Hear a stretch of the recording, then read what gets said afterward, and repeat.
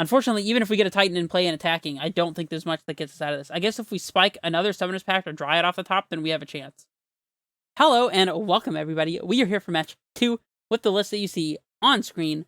And I just want to say in advance, for those of you who wait every day for my videos to come out, I apologize that this one is coming out so late. I did have to help a friend do some moving and some house cleaning, and that has been my day today so far, and that is why this is coming out so late. Hopefully you can forgive me for that, and haha, there's nothing you can do about it. So anyways, here we are for match 2. Let's just jump straight into it. If you're not familiar with the deck list, then check out match 1 where I cover in detail everything that's going on here, and yeah, I will see you guys in the games. Alrighty, let's hop in here for the match. See what we're paired against this time. Last round we played against Ad Nauseam, so if you haven't seen match 1, then that's what you're missing. Playing against Tegan Time, and we will be on the play, of course. And we already have a turn 1 Reclaimer hand. I do think, I guess actually this hand might be more conducive to playing turn 1 Amulet, so we can play Dryad and Reclaimer the turn after. Regardless, this is just an obvious snap keep. If we didn't have the Dryad, I would most certainly go turn 1 Reclaimer here, just to have the maximum likelihood that we can untap with it and get a Saga in play. But since we actually have the 3-drop as a guaranteed payoff for playing Amulet on 1, it's probably better to do the turn 2 Dryad thing, so our opponent leads on Arboreal. Great that we're playing the Mirror, which is actually not great news because Reclaimer's rather slow in the Mirror as we draw a second copy here. But we'll see how it goes. And we'll pick up a Forest here, obviously, since we can afford to make some land progress. And play out a Reclaimer, pass it back. Yeah, Reclaimer would have been a lot better as a Tribe Scout in this particular matchup. Although, if we don't find a Titan, then it might find us the Tolaria West that lets us get to our Titan. So, looks like our opponent has the turn 3 Titan here too. So, alright, we need to draw a Titan off the top. That is not a Titan.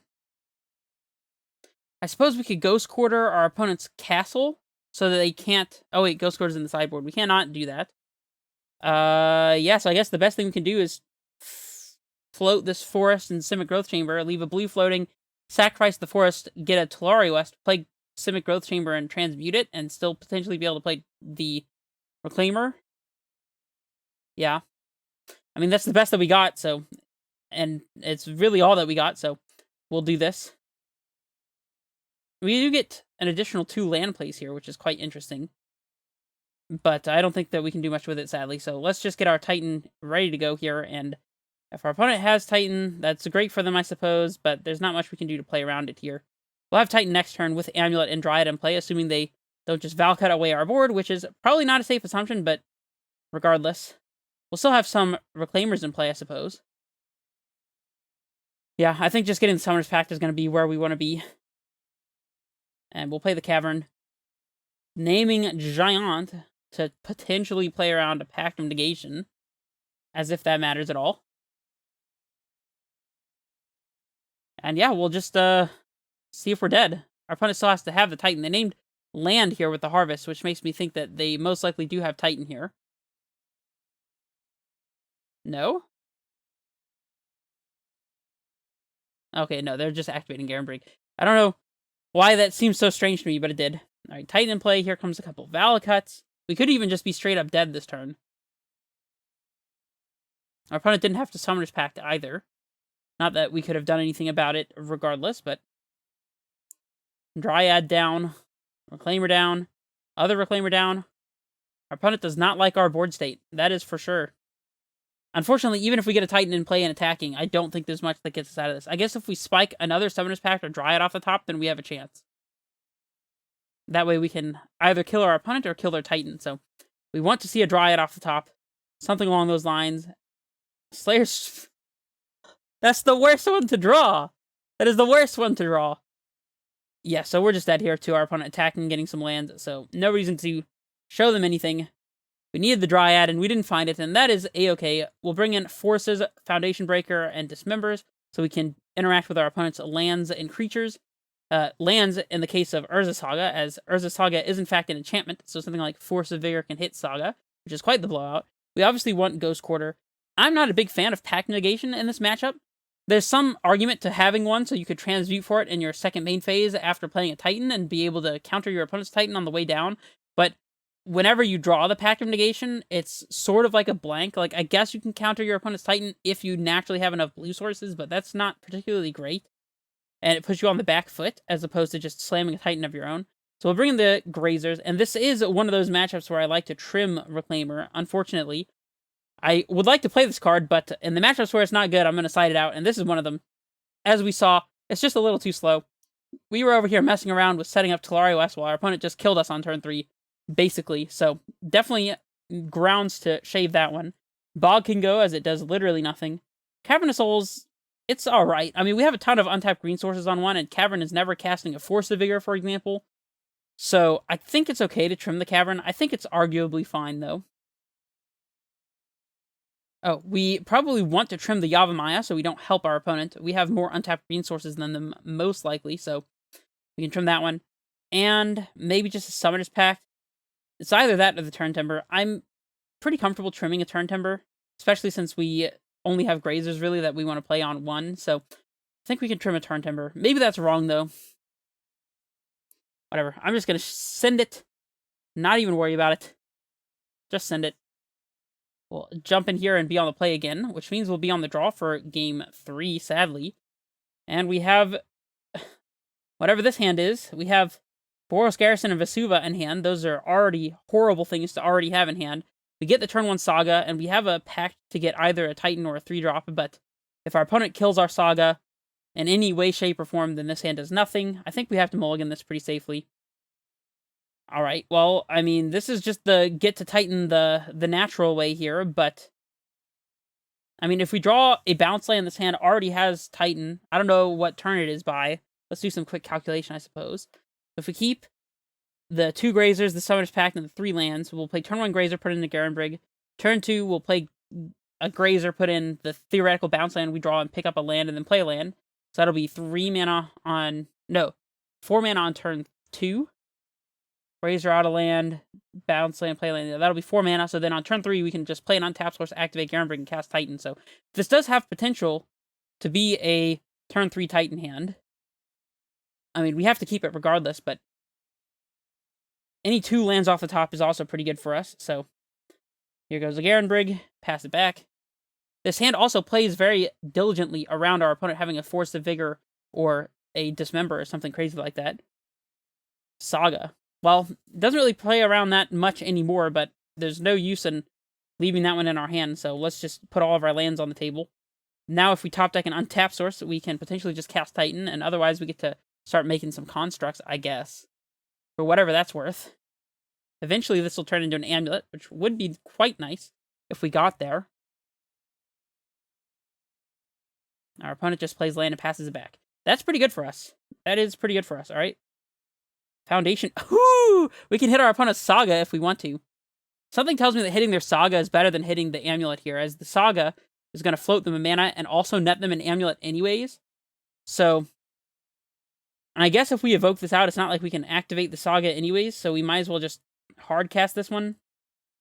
We're definitely playing it. The question is what the right target is. If we hit the Saga, we Stone Rain them and deny them of an Amulet, whereas if we hit the Amulet, they get an Amulet to replace it and get that 1 extra mana during this upcoming turn, so I think I'm inclined to hit the Saga here. We'll say yes, of course. Pass it back. Swing with a Grazer for absolute value. See what our opponent can manage this turn. See how good 4 mana Stone Rain is against our opponent. We get to float a mana and search for an Amulet this upcoming turn. So any land here, literally any land, will be fine. And by fine, I mean we'll cast Titan. They are casting Summoner's Pact. Interesting. Tell me more. I would laugh if they're just going to get their own Foundation Breaker. They get Azusa. Okay. I wonder if they actually have Titan here. I suppose they would have to have double Grazer in hand or a second Amulet or something crazy to actually have Titan here.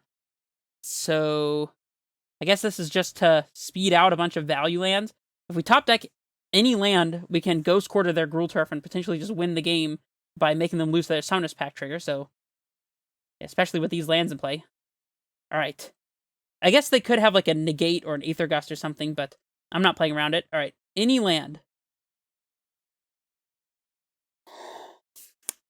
Okay, deck. Why do you do this to me? Well, we might as well make a dude, I guess. Get the amulet. Man, any land. Any singular land.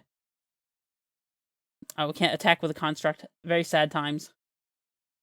Admittedly, with both Summoner's Pact and Titan here, if we do top deck the bounce land / crumbling vestige that we need to cast Titan, we might be able to get a Dryad into play before we attack as well. And that would probably just be game. So they pay for the pack this turn, which means, now I guess they can pretty easily cast Titan here, right? They have a Talari West that they still haven't transmuted yet. So they may not be able to transmute and still cast Titan. Or they could just have the Titan in hand naturally also. That's fine too. Okay. And not the greatest situation for us here. I guess Vesuva's a good top deck too, because we can copy their bounce land. Hanweir Battlements. Ew! Get it out of my face! We're probably going to lose to this Hanweir Battlements. That's the sad part. We'll go ahead and chump with these Grazer buddies. They've done their job. Let's get some utility out of these 0/3 bodies. We're going to gain 2 lightning bolts worth of damage right here. Our opponent's going to leave transmuting mana in place so they can get a Summoner's Pact this upcoming turn. And yeah, they're basically saying we have to win right now, and they're potentially holding up Dismember if they don't transmute.